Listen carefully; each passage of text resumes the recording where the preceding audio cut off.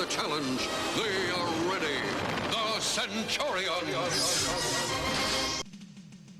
Welcome back to Retro Wednesday at the Tidarium Hangar. This is Mike, and today I want to talk to you about the Ramen Toys 80s Commanders, and they're here. They've arrived. I've got both my sets. They arrived in perfect condition. I'm really happy with it, and for the most part, these figures are excellent. They're outstanding.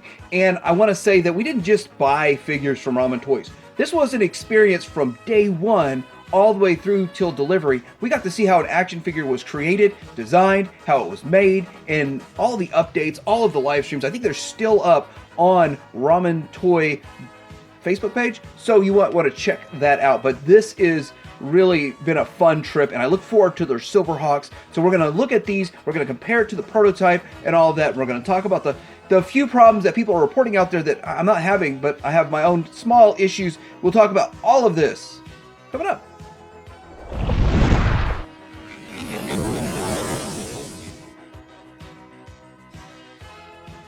All right, let's start by looking at the packaging. And I think the packaging looks really good. Super retro 80s style of packaging. I like it. Looks really nice. Got that purple to it and just feels super 80s. Really nice.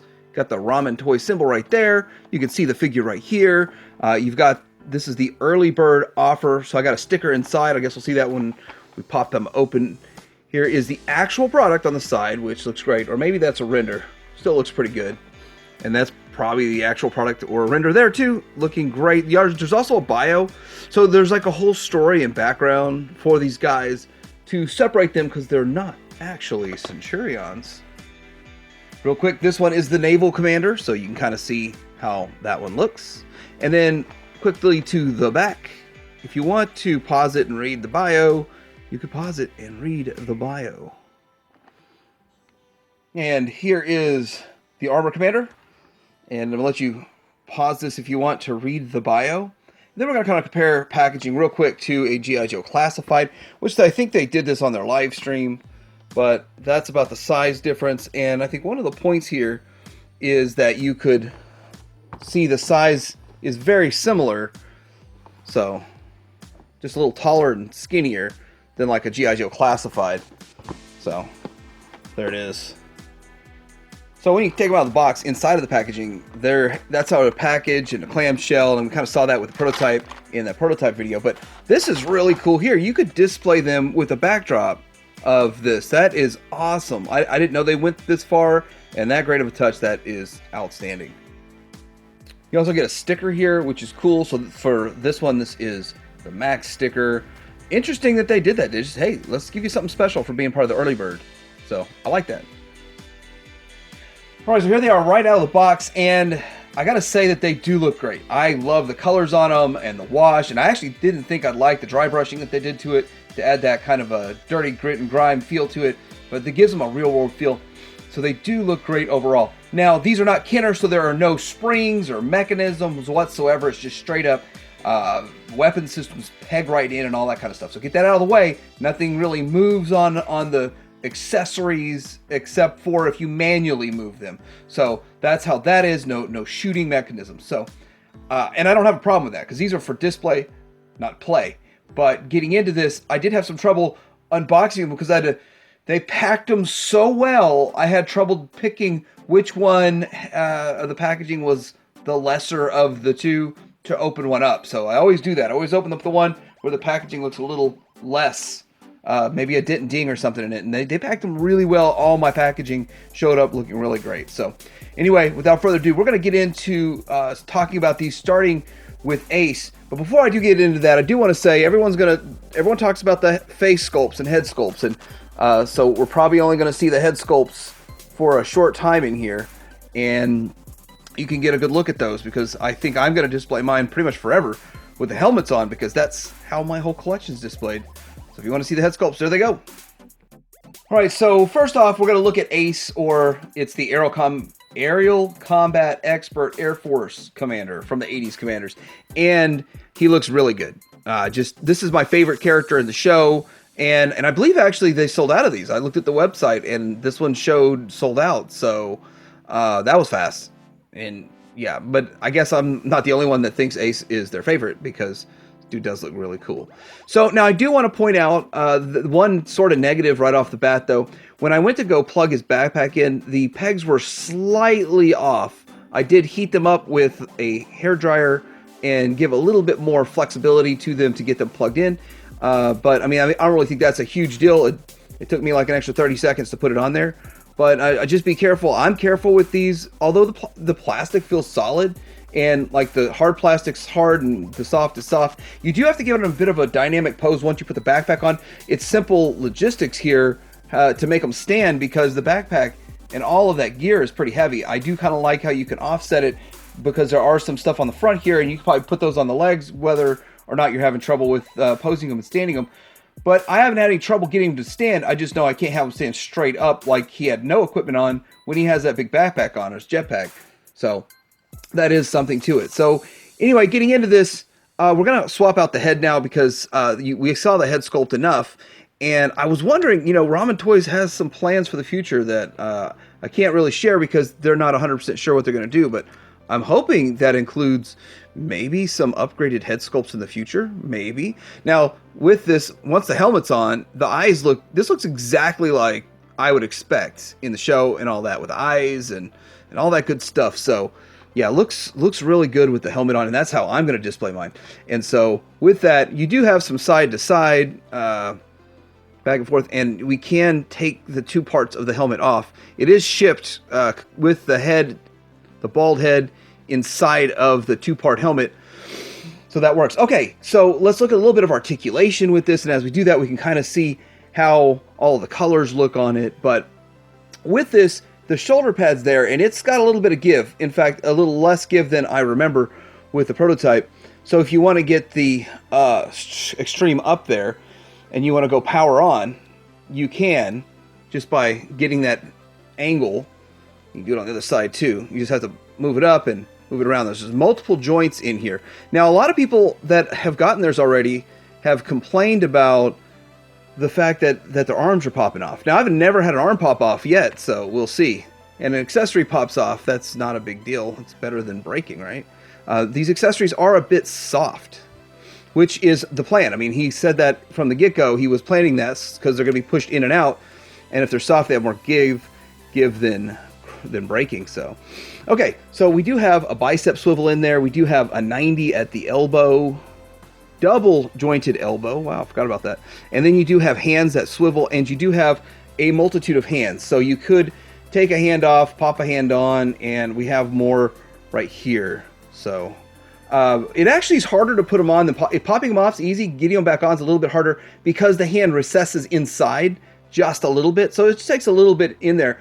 But still, I mean, I think that's a good thing because it really looks good. It looks really natural because it's recessed a little bit inside there. So I like that, but it makes it a little bit more challenging to pop that on there, and I didn't get that in all the way. Okay, now the waist, we have a swivel. We don't have an ab crunch. Could you imagine having an ab crunch on this thing? Like, it would be flippity-floppity, and you wouldn't be able to plug your things in just right. Now, I mean, I'm sure there's a possible way to do it, but I'm happy with it the way it is because I'm not going to be having ab crunches. We do have the thigh, kind of, I guess I call it a universal joint right there. And you do have a little less than a 90, and it does kind of move out kind of slightly awkwardly if you want to go past the 90. So right around the 90 right there, which works. And then to the back. Now, it's kind of, in my opinion, it's kind of good because you can get some support with the back because it only goes back so far, and then you have some support there. So it's not like you can just go back forever. And it looks like you see how it goes up and down? This is actually a double joint in there. So there's two joints in this. It's not just one joint. So that is interesting. Here we go with double jointed knee, but you could, if you really wanted to, go a lot further than that. I don't want to, and I don't want to make my joints too loose. And then you have kind of a ball jointed foot there. And again, it gives you can only go so far forward with it so that it'll hold it in place. It's kind of like the Michael Jackson kind of thing. So we won't really need to go into articulation on the rest of them. So with this, a few things about specifically the Ace. You have your engines, and there's some very nice detail paint inside there, which I didn't have on the prototype. And then the little blue gun can go anywhere. There's some wash right there on the back. Like, oh, that's dirty. Let's clean that off. And then, aside from that, he just looks good. I mean, I think he looks great overall. Let's get him compared to the prototype. So here he is compared to the prototype, and I do feel like the finished product feels a little more stiff. It feels a little more finished, actually, than the prototype. And in some places, the prototype is more stiff, and in other places, it's more loose. And I think all around, this feels a little bit better, and it looks pretty good. So the paint, I'm really satisfied with the paint on this. So here he is compared to some G.I. Joe Classified. Now, one thing I want to point out that I think Zartan's intended to be a taller character, and then like Lady J here is a shorter character, so he's about Lady J's height. And if you don't know who Lady J is, she's warming your pegs right now at Walmart and Targets. Shout out to my new channel mascot. And here he is compared to a couple of NECA offerings. This is the NECA RoboCop and NECA right here for Raphael, and then Teenage Ninja Turtle. So you can get an idea how big he is. Here he is next to the 6-inch vintage version that came with the binoculars. Now, the binocular one didn't come with all of the weapons accessories. I just shoved those on there. But there he is. You can see kind of the size. I've been looking at 6-inch scale as, oh, this is how 6-inch superior Centurions will be. And there it is. So it's kind of nice. And this guy does look a little thinner, a little more, I guess, toon accurate. All right, here he is next to a vintage Ace, and color, he's darker in the blue, as you can see, and the gray is a gray and not a silver, so looking more cartoonish in a way than the vintage one, but still looks pretty good. And if I can kind of get the head up just a little bit, so you can see the eyes, it's hard to see in this, but still, they look pretty good, looks pretty close. I do have them set up and configured a little bit different. And the reason I've got him configured different so he fits on the shelf right, because he's so big. But anyway, there he goes. All right, so next up we have Max, or what's known as the Naval Commander, or also the Marine Strike Expert. And the thing about this is that I thought the green would be a little bit brighter than this, but it's more of a muted green, closer to a military green, but I guess still aqua in a way, like a aquatic type of green. So he does look pretty good. Now this one is going to take a little bit of standing because he has this giant backpack. Now if you take the backpack off, then he stands very easily, like however you want. So once you put the backpack on, you're going to have to, of course, deal with forces and just slightly, okay, that wasn't perfect, slightly adjust it so he'll stand. Put him in sort of an action pose or something. Obviously, behind the camera is not the easiest way to do everything, but that's how I roll. Okay. So anyway, getting that out of the way, let's pop his head off and get his helmet on, because that's how I'm going to display mine forever and ever and ever. And underneath it looks, I think it's the same generic head underneath. There's a ball joint in there. You got to line it up. Line it up. And there we go. Now it's on there. And it's on there good. All right. Now that was one issue I did have with mine. Like all the heads didn't really fit right on my prototype. So they fixed that. And of course I knew that was something that they would fix. I knew that was something they were working on. So looking at this, it does look great. It's the same, pretty much they all have the same body, so we don't really need to go through any of the articulation. So the only thing we're going to really talk about with each of these other ones are the weapon systems and all that. Now, I didn't point out before, but you see there is like a plastic visor, which is such a nice touch. They put that plastic visor in there, which we've never had that on Centurions before. Or now 80s Commanders have them, Centurions don't. That's how you can tell the difference between a Centurion and an 80s Commander, is the visor. So these weapons, I've already kind of reviewed all this with my prototype review, so we don't really have to go back to all that. I am really excited for the fact that the colors look good, and you can almost say it's a bit chalky on the orange, but again, it gives it a real-world feel, and I think that's what they were going for. They were like, we want it to be real world, a real-world look and a real-world feel. That's why you have turbines painted on the inside of these thruster pieces, so He looks really good. I like him. I like the way he looks, and I like pretty much everything about it. And I haven't had any issue. Like, so people talk about the arms and a leg popping off. I've never had a leg pop off. Anyhow, let's go ahead and just get a hand swap now. We'll do something different with each of these figures. Now the hand swap is a little bit more challenging. You got to give some good pressure to it and get it on there. But it's on there, and it's on there good. And so I mean, I'm not one that swaps heads and hands and stuff on other toy lines of myself very often. So, but there it is, and there's this other hand. You have a slew of them. You also, so you had his closed fist hand, you have his open hand, and then you have kind of a holding an accessory hand. But he doesn't really have an accessory to hold, but it's there. So you can do that. And they also have the green, the color of the figures on their back of their hand also. So kind of cool, really awesome. I like Max, and I'm going to, well, Naval Commander, and I'm going to have him on my shelf, and I actually have a spot for each one of these on my shelf in my displays. Here he is next to the vintage figure, and as you can see, a much more muted green, not as super bright, so definitely more of a real world look going on the right with the 80s Commanders, and definitely a more neon green going on with the vintage one, but still pays an homage. You can see some similarities and the differences there. Same with the accessories and all of that. So I rather like it looking a little bit different. I'm in the camp that I would have liked it look a little bit more green like the vintage, but I can understand a real world look and how we're stepping into a new era.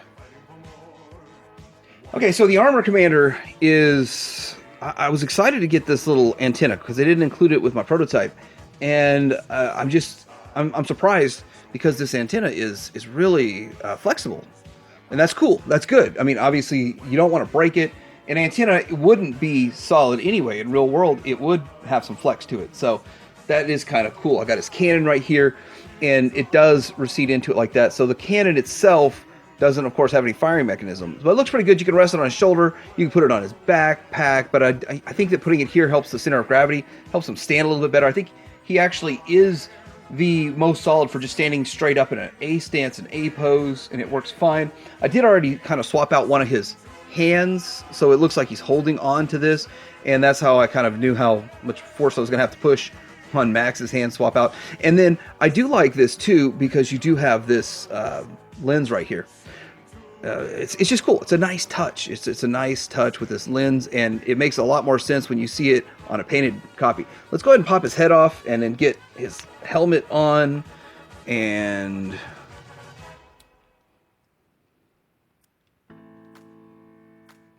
okay, putting the helmet on, I noticed the actual missile launcher, the peg is a little bit over to the side.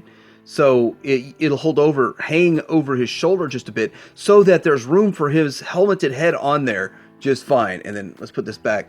So that's a nice touch too. I mean, there's a lot of little details that I didn't even think about, but they thought about. Ace and them thought about this. It's really awesome detail. Looking at the backpack real quick. Now, I like the tan that they used. That looks really good. Reminiscent of the toy and sort of a feel of real world. Now, I don't know if the camera's picking it up because I do have some bright lights. And there is a dirty wash overall of the tan too. And then from the back, you do kind of see kind of a tan color to the helmet. So two-tone color of the helmet. I don't think any of the other ones are two-tone color, but of course, this was probably the only one that was two-tone color back in the day. So it's two-tone colored now. Now, overall, I think he does look good. The yellow is yellowish yellow and not as orange. I personally think, you probably can't see it, the helmet is a little bit more orangish and the body's a little more yellow. They don't match 100%. Actually, the missile and the helmet match, and then the rest is a little bit more of a yellow. And so with that, I don't think any of it really matches. No, it's really close to Max. I don't think it all really matches Max either. But with it, I would have liked the whole thing to match what the helmet matches. So it's a slight variation in color, but still not that bad. It's going to look amazing on my shelf. And it looks amazing sitting in front of me. And hopefully it looks amazing on the camera. He does come with this front chest piece here, and you can rotate it, but it doesn't rotate on its own. You do have the double gun, so I think this is smaller. All this stuff is a bit smaller in comparison to the figure than the vintage line. So that's something to look at and to think about. So we have the exit hole right there, like where the exhaust hole for the missile launcher.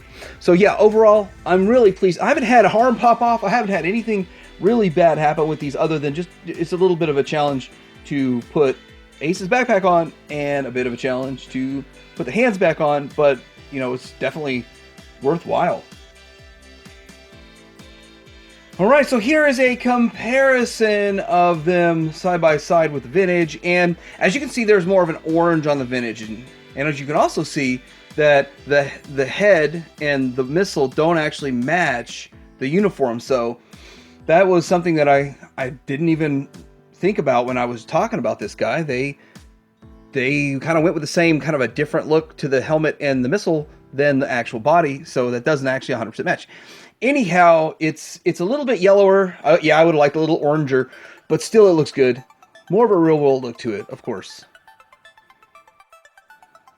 All right, so this has been my look at the final product of Ramen Toy 80s Commanders, and I'm very pleased. Very pleased. Now, I was one that voted to have them bigger, like the vintage style, and I didn't have them like the vintage style. So I think at the end of it, I'm glad they made it this size. I'm actually really enjoying them this size. This is a new venture into a new world and a new scale, and I like them. And they're going to fit on my shelf really well. And if I dial out a whole shelf of just these guys, I don't have to dedicate as much space. So I understand the 6-inch decision on this. I did have a problem getting the backpack on, but it's on now, so it's no big deal. So overall, I think build quality solid. Everything, the articulation is great. The paint looks good. It's actually a little bit better than I was thinking for a while there, but now I'm like really impressed in person. And no, nothing in life is perfect, but these are amazing. I'm glad I bought them, and I'm all in on their Silverhawks project. Let me know what you think in the comments below. Like and subscribe. Tiberium Hanger out.